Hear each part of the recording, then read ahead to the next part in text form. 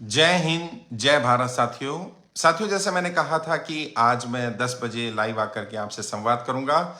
कर्जा मुक्ति अभियान के बारे में कुछ जानकारियां देनी है, कुछ सवालों के जवाब देने हैं। लोगों के जो रेगुलरली सवाल आ रहे हैं, जो मैं जब पंजाब दौरे पर गया वहां पर भी कुछ सवाल तो कॉमन है और कुछ चीजें ऐसी हैं जिनके बारे में अभी लेटेस्ट अपडेट हुआ है। कुछ चीजें हमें पता चली हैं कर्जा मुक्ति अभियान के बारे में, जो लोगों के मन में डाउट है, जो सवाल आ रहे हैं, उनके बारे में बात करूंगा। सबसे पहले तो मैं आगे की रणनीति पर बात कर लेना चाहता हूं, ताकि आपको पता चल जाए कि आगे कैसे काम होने वाला है।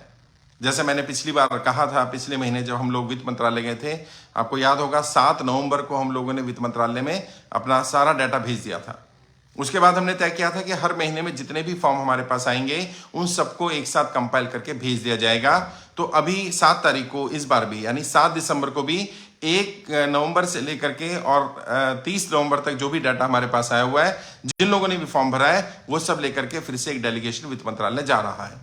ये 5वीं बार हमारा एक लेटर भी जाने वाला है, जिसमें हम बताने वाले हैं कि इस महीने में कितने लोगों ने कर्जे के कारण सुसाइड किया। वो खबरें जो रिपोर्ट हुई हैं उसकी कॉपी भी लगाई जाएगी, ताकि लोगों को पता चल सके, सरकार में बैठे लोगों को, कि कितने लोगों ने कर्जे के कारण सुसाइड किया है। और सरकार से फिर से अपील की जाएगी कि वो हेल्पलाइन नंबर जारी करे, जैसा पहले भी कहा था। और आरबीआई ने एक हेल्पलाइन नंबर दिया भी है, एक हेल्पलाइन लिंक भी दिया है, लेकिन वो ज्यादा यूजफुल नहीं है। उससे लोगों की समस्या हल नहीं हो पा रही है, बल्कि मुझे लगता है उस लिंक के कारण तो समस्या और बढ़ गई है।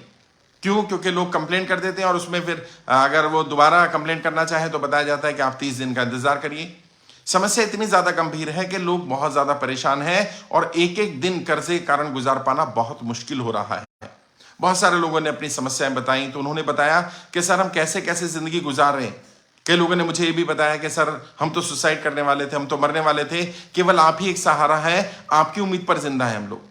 और बहुत सारे लोगों ने अपनी समस्याएं बताई कि उनके पास खाने के लिए रोटी भी नहीं बची है और कहां से पैसा देंगे, कमाई का कोई साधन नहीं है, नौकरी नहीं है, या तो नौकरी है नहीं और है भी तो कमाई केवल इतनी ही है कि वो घर का खर्च चला पाए, तो कहां से वो किश्त देंगे, कहां से वो ब्याज देंगे।